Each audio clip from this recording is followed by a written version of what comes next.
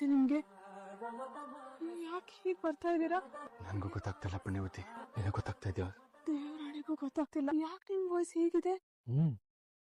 ವಯಸ್ಸು ವಯಸ್ಸ? ಅವತ್ತು ಬಿಳೆ ಸೀರೆ ಉಟ್ಕೊಂಡು ಮುಡ್ಕೊಂಡು ಕೈಯಲ್ಲಿ ಹಾಲಿ ನೋಟ ಹಿಡ್ಕೊಂಡು ನದಿ ಸಮುದ್ರ ಸೇರೋಕ್ ಬಂದಿದೆ ಅಂತ ಹೇಳಿಲ್ವಾ ನೀನು? ನಾನಾ? ಎಸ್, ನೀನು ನದಿನ ತಡೆಯೋ ಹಕ್ಕು ಸಮುದ್ರಕ್ಕಿಲ್ಲ ಅಂತ ಹೇಳ್ದೆ. ವಾಪಸ್ ಹೋಗೋ ಶಕ್ತಿ ನದಿಗೂ ಇಲ್ಲ ಅಂತ ಹೇಳ್ದೆ. ಅಯ್ಯೋ, ನಿಮ್ಗೇನೋ ಆಗಿದೆ. ನದಿ ಅಷ್ಟೇ ಸಮುದ್ರ ನೋಡ್ಕೊಂಡ್ ಬರುತ್ತೆ, ಆದ್ರೆ ಸಮುದ್ರಕ್ಕೆ ಆಗಲ್ಲ ಅಂತ ಹೇಳ್ದೆ. ಈಗ ಪುಣ್ಯ ನದಿನ ನೋಡ್ಕೊಂಡು ಸಮುದ್ರನೇ ಬಂದಿದೆ. ಹೇಗೆ ಅಂತ ಕೇಳ್ತೆ ನನ್ ಪುಣ್ಯ ನದಿ. ಸಮುದ್ರ ಹೇಗ್ ಬಂತು ಅಂತ್ಯಾ? ಪ್ರೀತಿ ಕರ್ಸ್ ನದಿನ ಕಾದ್ ಸಮುದ್ರ ವಿರಹ ವೇದನೆಯಲ್ಲಿ ನೊಂದಾಯ್ತು, ಬೆಂದೋಯ್ತು. ಅದು ಆವಿಯಾಗಿ ಮೋಡ ಆಗಿ ನದಿಯಲ್ಲಿ ಒಂದಾಗೋಕೆ ಸಮುದ್ರ ಮಳೆಯಾಗಿ ಬಂದು ನಿಂತಿದೆ ಪುಣ್ಯವತಿ. ಪುಣ್ಯ ನದಿ ಈಗ ಸಮುದ್ರಕ್ಕೂ ನದಿ ನೋಡ್ಕೊಂಡ್ ಬರಕಾಗುತ್ತೆ ತಾನೆ? ಆಗುತ್ತೆ. ನಿನ್ ಕಣ್ಣಲ್ಲಿ ಈ ಕಡಲ್ ಕಾಣ್ತಾ, ನನ್ ಕಣ್ಣಲ್ಲಿ ಈ ಪುಣ್ಯ ನದಿ ಕಾಣಿಸ್ತಾ ಇಲ್ವಾ? ಹಾಗಿದ್ಮೇಲೆ ತಡ ಯಾಕೆ ಪುಣ್ಯ ನದಿ ಕಟ್ಟೋದು? ನದಿಗೆ ಸಮುದ್ರಕ್ಕಲ್ಲ ಅಲ್ವಾ? ಸಮುದ್ರನ ತಡೆಯೋ ಶಕ್ತಿ ಯಾರಿಗೂ ಇಲ್ಲ ಅಲ್ವಾ? ನೀನ್ ಹಾಗೆ ನೋಡ್ತಾ ಇದ್ದೆ. ಮೋಕ್ಷ ಬೇಕು ಅಂದೋಳು ನೀನ್ ತಾನೆ. ಸುಮ್ನೆ ನಿಂತ್ರೆ ಮೋಕ್ಷ ಸಿಗಲ್ಲ ಪುಣ್ಯ ನದಿ, ಮೋಸ ಆಗುತ್ತೆ. ಸಮುದ್ರನ ನದಿ ನೋಡ್ಕೊಂಡು ನೀನ್ ಎದುರು ಬಂದಾಗ ಈಗ ನದಿ ಎದುರು ಉಳೋಗೋದು ಹೇಗೆ ಪುಣ್ಯವತಿ? ನದಿನ ತನ್ನ ಒಡ್ಲಲ್ಲೇ ಬಚ್ಚಿಟ್ಕೊಂಡು ಅದನ್ನ ಅಪ್ಪಿ ಹುಪ್ಪಿ ತನ್ನಲ್ಲೇ ಕರಗಿಸಿ ಕೊನೆಗೆ ತಾನೇ ನದಿಯಾಗಿ ಕಾಣೆ ಆಗ್ಬಿಡ್ಬೇಕು ಅನ್ನೋ ಆಸೆ ಕಡಲಿಗೂ ಇರಲ್ವಾ ಪುಣ್ಯ ನದಿ? ಯಾಕೆ ಹೀಗ್ ಬರ್ತಾ ಇದೀರಾ? ಏನಾಯ್ತು ನಿಮ್ಗೆ? ಬೇಡ, ಇದ್ರಲ್ಲಿ ಜಾಸ್ತಿ ಇದೆ. ಯಾರಿಂದ ಏನೇ ಕೆಲಸ ಮಾಡ್ಸಿದ್ರು ಅವ್ರಿಗೆ ಟಿಪ್ಸ್ ಕೊಡೋದು ನನ್ನ ಅಭ್ಯಾಸ. ಈ ಚಿತ್ರ ನಾನಿನ್ನೆ ಕೊಡ್ತಾ ಇರೋ ಎಷ್ಟು ಮುಕ್ತವಾಗಿ ಮಲಗಿದ್ರೆ ಹೇಗೋ ಸರ್. ಯಾವತ್ತೂ ನನ್ನ ಹತ್ರಕ್ಕೂ ಸೇರ್ಸ್ತಿರೋ ನೀವು ಇವತ್ತು ನಿಮ್ ಪ್ರೀತಿ ಕನಸುಗಳನ್ನ ಹೇಳ್ಕೊಂಡು ನನ್ನ ಹತ್ರ ಬಂದ. ಆದ್ರೆ ಈ ಮತ್ತು ಮರವು ಯಾವ್ದು ಇಲ್ದೆ ಪೂರ್ತಿ ಮನ್ಸಿಂದ ಯಾವಾಗ ಹತ್ರ ಬರ್ತೀರಾ ಸರ್? ಅದೇ ಸಮುದ್ರನ ಸೇರ್ಬೇಕು ಅನ್ನೋದ್ರ ಸೃಷ್ಟಿ ಧರ್ಮ ಅಂದಾಗ ಅದನ್ನ ತಡೆಯೋ ಶಕ್ತಿ ಯಾವ ಬರಗಾಲಕ್ಕೂ ಇಲ್ಲ, ಯಾವ ಬಿರುಗಾಳಿಗೂ ಇಲ್ಲ, ಯಾವ ಅಣೆಕಟ್ಟಿಗೂ ಇಲ್ಲ. ಆ ಕ್ಷಣ ಬಲವಂತದಿಂದಾಗ ಭಗವಂತನ ಆಶೀರ್ವಾದದಿಂದನೇ ಆಗ್ಬೇಕು. ಅಲ್ಲಿವರೆಗೂ ಕಾಯ್ತಾ ಇರ್ತೀನಿ. ಅಲೆಗೋಸ್ಕರ ಕಾಯೋ ತಡುತ್ತೆ. ನನ್ನನ್ನ ಕ್ಷಮಿಸ್ಬೇಡ್ರಿ. ಮಾಡಿರೋ ತಪ್ಪಿಗೆ ಮತ್ತೆ ಶಿಕ್ಷೆ ಕೊಟ್ಬೇಡಿ.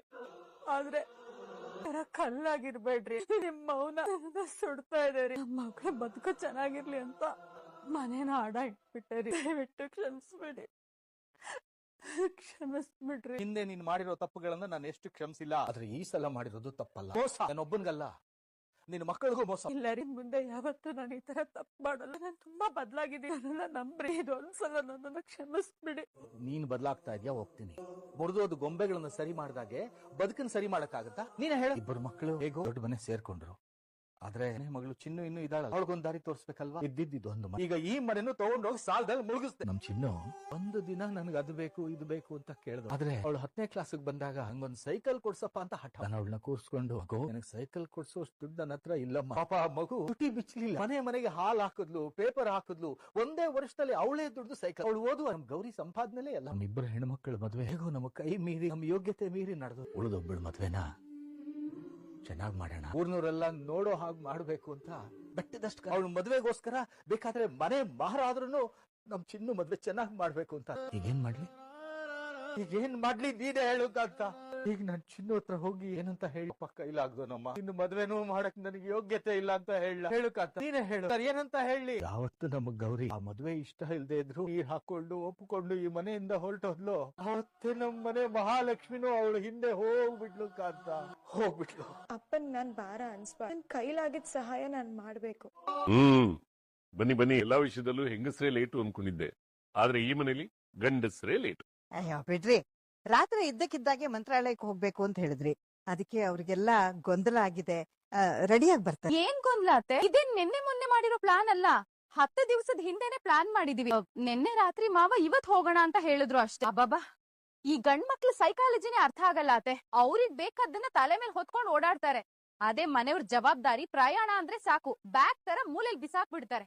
ಎಲ್ಲ ಕೇರ್ಲೆಸ್. ಹೌದೌದು, ಗಂಡಸರಿಗೆ ಜವಾಬ್ದಾರಿ ಅನ್ನೋದು ದಿನದ ಊಟ ಇದ್ದ. ಅದೇ ಹೆಂಗಸರಿಗೆ ಹೊರಗಡೆ ಸುತ್ತಾಡೋದು, ಓಡಾಡೋದು, ದೇವಸ್ಥಾನಕ್ಕೆ ಹೋಗೋದು, ಇದೆಲ್ಲ ಅವ್ರಿಗೆ ಹಬ್ಬದ ಊಟ ಇದ್ದಾಗೆ. ಆದ್ರಿಂದ ಮರೆಯೋ ಮಾತಲ್ಲಿಂದ. ಅದೆಲ್ಲ ಇರ್ಲಿ ಮಾವ, ಮನೆಯಲ್ಲಿ ಹೊಸ್ತಾಗಿ 2 ಮದ್ವೆಗಳಾಗಿದೆ. ಅದೆಂತ ಬಿರುಗಾಳಿ ಎಪ್ಸಿದ ಮದ್ವೆಗಳವು. ಆ 2 ಜೋಡಿಗಳು ರಾಯರ ಸನ್ನಿಧಾನಕ್ಕೆ ಬಂದು ಸ್ವಾಮಿಗಳ ಆಶೀರ್ವಾದ ತಗೊಂಡ್ರೆ ಈ ಮನೇಲಿರೋ ಗೊಂದಲಕ್ಕೆಲ್ಲ ಪರಿಹಾರ ಸಿಗುತ್ತೆ ಅನ್ನೋದು ನನ್ ನಂಬಿಕೆ. ಹೌದು ಚಿಕ್ಕತ್ಗೆ, ನೀವು ಮಾಡ್ಸಿರೋ ಈ ಅದ್ಭುತವಾದ ಮದುವೆಗೆ ನೀವು ಮಾಡಿರೋ ಪುಣ್ಯದ ಕೆಲ್ಸಕ್ಕೆ ತಕ್ಕ ಹಾಗೆ ನಿಮ್ಗೂ ಸ್ವಲ್ಪ ಪ್ರತಿಫಲ ಸಿಗ್ಬೇಕಲ್ವಾ? ಹೌದು, ಸಿಕ್ಕೇ ಸಿಗುತ್ತೆ ಬಿಡಿ. ಯಾಕೆ ಅಂದ್ರೆ ಅದ್ರಲ್ಲಿ 1 ಮದುವೆ ಮಾಡ್ಸಿರೋದು ನೀನೇ ಅಲ್ವಾ? ದೇವಸ್ಥಾನಕ್ ಹೋಗ್ವಾಗ್ಲೂ ನಿಮ್ ಬಾಯಿ ಸುಮ್ನೆ ಇರಲ್ವಾ? ಇಲ್ಲಿ ಎಷ್ಟು ಬೇಕಾದ್ರೂ ಜಗಳಾಡಿ, ಆದ್ರೆ ಮಂತ್ರಾಲಯಕ್ಕೆ ಹೋದ್ಮೇಲೆ ಈ ಬುದ್ಧಿನೆಲ್ಲ ತುಂಗಿನಲ್ಲಿ ಅದೆಲ್ಲ ಸರಿ, ಮಿಕ್ದವ್ರೆಲ್ಲ ಎಲ್ಲಿದ್ದಾರೆ? ವಿವೇಕ್ ಗೌರಿ ಇನ್ನೂ ಬರ್ಲಿಲ್ವಲ್ಲ? ನಾನ್ ಹೇಗ್ ಕಾಣಿಸ್ತಿದೀನಿ ಅನ್ಕೆ? ಗ್ರ್ಯಾಂಡ್ ಸ್ಯಾರಿಲಿ ನಾನ್ ಪಕ್ಕ ದೇವತೆ ತರ ಕಾಣಿಸ್ತಾ ಇಲ್ವಾ? ನಾವು ಹೋಗ್ತಿರೋದು ದೇವಸ್ಥಾನಕ್ಕೆ, ರ್ಯಾಂಪ್ ವಾಕ್ ಮಾಡೋ ಫ್ಯಾಷನ್ ಶೋಗಲ್ಲ. ದೇವಸ್ಥಾನಕ್ಕೆ ಹೋಗೋದು ದೇವ್ರಿಗೆ ಕೈ ಮುಗಿಯೋದಿಕ್ಕೆ, ಮೇಕಪ್ ಹಾಕೊಂಡು ಪೋಸ್ ಕೊಡೋದಿಕ್ಕೆ. ಇಷ್ಟಕ್ಕೂ ನಾವು ಹೋಗ್ತಿರೋದು ದೇವಸ್ಥಾನಕ್ಕೆ. ನೀನ್ ಹೆಂಗ್ ಕಾಣಿಸ್ತಾರೆ ಏನ್? ನಿಕೇತ್, ನಿಂಗೆ ಈ ಫ್ಯಾಷನ್ ಸೆನ್ಸು, ಟೇಸ್ಟು ಇದ್ಯಾವ್ದು ಅರ್ಥ ಆಗಲ್ಲ. ನೀನ ಬಂದು ಸೊಸೆ ಆಗಿ ನಾನ್ ಹೇಗ್ ಕಂಗೊಳಿಸ್ಬೇಕು, ನನ್ ರೇಂಜ್ ಏನು ಅಂತ ನನಗ್ ಚೆನ್ನಾಗ್ ಗೊತ್ತು ಬಿಡು. ನನ್ ಟಾರ್ಗೆಟ್ ಆ ಗೌರಿ. ಅವಳಿಗೆ ತನ್ ಲಿಮಿಟ್ ಏನು, ನನ್ ಲೆವೆಲ್ ಏನು ಅಂತ ಇವತ್ತು ಪ್ರೂವ್ ಮಾಡ್ಬೇಕು. ಅವಳಿಗಿಂತ ನಾನ್ 100 ಪಟ್ಟು ಹೆಚ್ಚು ರಿಚ್ ಆಗಿ ಅದ್ದೂರಿಯಾಗಿ ಕಾಣಿಸ್ಬೇಕು. ಸದ್ಯ ಇವಳ ತಲೆಯಲ್ಲಿ ಗೌರಿಯನ್ನು ಹುಳ ಬಿಟ್ಟಿದ್ದು ಒಂದೇ ನೆಮ್ಮದಿ. ನೋಡ್ತಾ ಇರೋ ನಿಕೇತ್, ನಾನ್ ಇವಾಗ ಕೆಳಗಡೆ ಮೆಟ್ಲು ಇಳ್ಕೊಂಡು ಹೋಗಿದ ತಕ್ಷಣ ಇಡೀ ಮನೆಯವರು ನನ್ನನ್ನ ಬಾಯಿ ಬಿಟ್ಕೊಂಡ್ ನೋಡ್ತಿರ್ತಾರೆ. ಹಾವ್ ಮೋನಿಕಾ, ನೀನ್ ಗೌರಿಗಿಂತ ಎಷ್ಟು ಅದ್ದೂರಿಯಾಗಿ ಕಾಣಿಸ್ತಿದ್ಯಾ, ಯು ಲುಕ್ ಸೋ ಸ್ಟನ್ನಿಂಗ್ ಅಂತ ನನ್ನನ್ನೇ ಹೊಗಳ್ತಾರೆ. ಗೌರಿ ಯಾವತ್ತಿದ್ರು ನನ್ ಮುಂದೆ ಝೀರೋ ಅನ್ನೋದನ್ನ ಅವಳ ಕಣ್ಮುಂದೆನೆ ಪ್ರೂವ್ ಮಾಡ್ತೀನಿ. Just wait and watch. Car ready ಇದೆ. ಕಾರ್ ರೆಡಿ ಇದೆ ಮಗ್ನೆ, ಆದ್ರೆ ಕಾರ್ ಹತ್ತೋ ಕಾಲ್ಗಳು ರೆಡಿ ಇಲ್ವಲ್ಲ. ಎಲ್ಲಿ ನಿಮ್ ಸೊಸೆಯಂದಿರು? ನನ್ನ ಇಬ್ರು ಸೊಸೆಯಂದಿರು ಇಲ್ಲೇ ಇದ್ದಿರಲ್ಲ. ನಿಮ್ ಸೊಸೆಯಂದಿರಲ್ಲಮ್ಮ.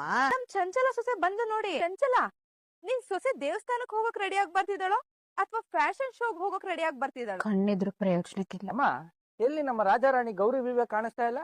ನಾನು ಅದನ್ನೇ ಯೋಚನೆ ಮಾಡ್ತಿದ್ದೆ. ಇಂಥ ಸಮಯದಲ್ಲಿ ವಿವೇಕ್ ಬೇಗ ರೆಡಿ ಆಗ್ಬಿಡ್ತಿದ್ದ. ಇವತ್ತಿನ್ನೂ ಬರ್ಲೇ ಇಲ್ಲ. ಎಲ್ಲಿ ಹೆಂಡತಿ ಪ್ರೀತಿಲಿ ಮೈ ಮರ್ತ್ ಹೋಗಿದ್ದಾನೋ ಏನೋ. ಮತ್ತೆ ನನ್ ಮಗ ಮೈ ಮರಿಯುವಂತವನಲ್ಲ. ಹಾಗಿದ್ಮೇಲೆ ಎಲ್ಲಿ ಅತ್ತಿಗೆ ಅವನು? ಟೈಮ್ ಆಗ್ತಾ ಇದೆಯಲ್ಲ ಸರಿತಾ, ನಾವೇನೋ ಡಿಸೈಡ್ ಮಾಡ್ಬಿಟ್ವಿ. ಅದನ್ನ ಮಗನಿಗೆ ತಿಳಿಸ್ಬೇಕಾದ ಕರ್ತವ್ಯ ನಿಂದು ತಾನೆ. ಟೈಮು ಯಾರಿಗೂ ಎಲ್ಲ ಓಡ್ತಾ ಇರುತ್ತೆ. ಡಿಸಿಪ್ಲಿನ್ ಆಗಿರ್ಬೇಕು. ನೋಡೋಣ ಮಾವ, ಇನ್ನು ಹೊರಡಕ್ ಟೈಮ್ ಇದೆಯಲ್ಲ. ನಾನು ಹೋಗಿ ನೋಡ್ತೇನೆ. ಇದೇನಿದು, ಕಾರೇ ಕಾಣಿಸ್ತಿಲ್ವಲ್ಲ? ನೀನ್ ಬಂದಿಲ್ವಾ? ಒಂದೇ ದಿನಕ್ ಸಾಕು ಅಂತ ನಿರ್ಧಾರ ಮಾಡಿದಾನೋ ಅಥವಾ ಲೈಫ್ ಪೂರ್ತಿ ತರಕಾರಿ ತರಾನೇ ಇರ್ಬೇಕು ಅಂತ ನಿರ್ಧಾರ ಮಾಡಿದಾನೇನೋ? ಒಂದ್ ಫೋನನ್ನೇ ಕಟ್ ಮಾಡ್ತಿದ್ಯಾ? ನಿನಗೆ ಎಷ್ಟು ದುರಂಕಾರ ಇರ್ಬೇಕು? ಮತ್ತೆ ಕಾಲ್ ಕಟ್ ಮಾಡ್ತೀಯಾ? ಇರು, ಕಾಲ್ ಕಟ್ ಮಾಡಿದ್ ಬೆರಳನ್ನ ಕಲ್ಲಲ್ಲಿ ಜಜ್ಬಿಡ್ತೀನಿ, ಆಗ್ಲೇ ನಿನ್ ಬುದ್ಧಿ ಬರೋದು. ಒಂದೇ ದಿನಕ್ ಓಡೋದನ್ಗೆ ಇಷ್ಟು ದುರಂಕಾರ ಇರಬಾರ್ದು. ಯಾಕಪ್ಪ ಕಂದ, ಕರೆಯಕ್ ಹೋಗ್ತೀನಿ ಅಂತ ವಾಪಸ್ ಬಂದಲ್ಲ? ಅದು ಅಣ್ಣ ಅದ್ಗೆ ರೂಮಲ್ಲಿ ಇರ್ತಾರೆ. ಅವ್ರು ಬರೋದಕ್ ತಡ ಆಗ್ತಿದೆ ಅಂದ್ರೆ ಕಾರಣ ಪ್ರೀತಿ ಆಗಿರ್ಬೋದು. ಅವ್ರ ಮಧ್ಯೆ ನಾನು ಹೋದ್ರೆ ಚೆನ್ನಾಗಿರುತ್ತಾ, ಅದಕ್ಕೆ ವಾಪಸ್ ಬಂದೆ. ಅವಣ, ಕಾರೆಲ್ಲ ಫುಲ್ ರೆಡಿ ಆಗಿದೆ, ಓಡೋಣ. ಹಾ, ಎಲ್ರು ಬಂದ ತಕ್ಷಣ ಓಡ್ಬಿಡೋಣ. ನನ್ ಕಾಲನ್ನೇ ಕಟ್ ಮಾಡ್ತೀಯಾ?